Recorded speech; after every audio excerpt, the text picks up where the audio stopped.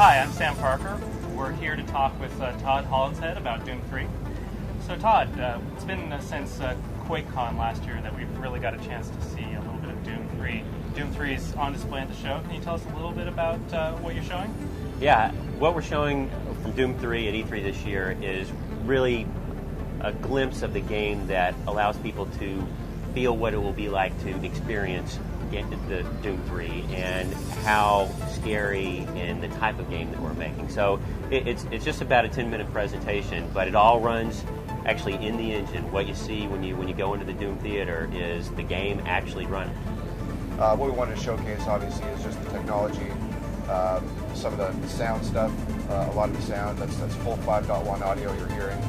You picked it up, there's stuff happening behind you, you hurl a fireball, and as it passes you, it kind of hits you in the back speakers, or in the cinematic where the pinky is, chomping the body.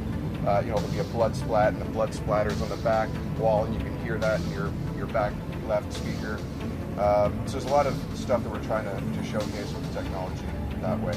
So this is a follow-up to Doom. I mean, tell us a little bit about how how much time has elapsed, and what you're doing to bring back some of the elements of the previous game.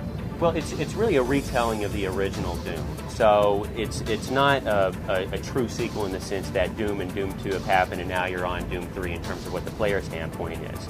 So again, like the original Doom is that you're a guy who's on Mars. We don't have the teleportation experiments between the moons, Deimos and Phobos or what have you. We've changed the story in that regard. But it is basically a journey of, where you go, you see this, this high-tech military manufacturing plant. You're not really sure what's going on, and then basically all hell breaks loose, and you're in the middle of it. So it seems like the style of gameplay is a little bit different. Can you talk about the pacing and... Right. With Doom 3, we're going really more for fear than fast action. The way the technology works and what we're able to build within the game really adds to an atmosphere because the lighting, the way the characters in the world self-shadows, the fact that all the characters within the world sort of, that this is real-world lighting. And like a movie director would set up lights to add atmosphere and terror to a scene. That's basically the way the level designers script out and design the levels.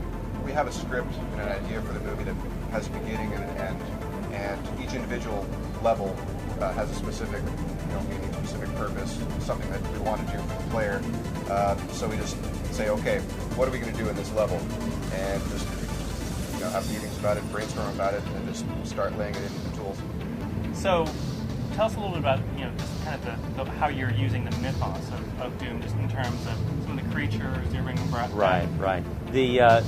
A lot of the creatures in Doom 3 are the same ones from the original Doom, of course, but now they're literally brought from almost from a puppet stage to something that's real life and terrifying and true 3D, looking like they're multiple 100,000 polygon characters. And so you'll see guys like zombies and imps, but now instead of the imp sort of going back and forth and throwing a fireball, now he crouches and he jumps and he will slap at you with claws and throw fireballs as well. So people who played the Doom, the original one, and Doom 2 will recognize the characters basically brought out of a game almost to life.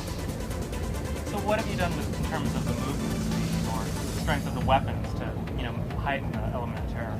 Well, the game has been slowed down. As I said, is that we're really emphasizing the fear factor more than just literally run through the game and shoot everything that moves. And so the encounters with characters are more intimate, and the scenes and scenarios that are set up are such that really trying to make the player fear for their life as opposed to basically just mow down everything inside.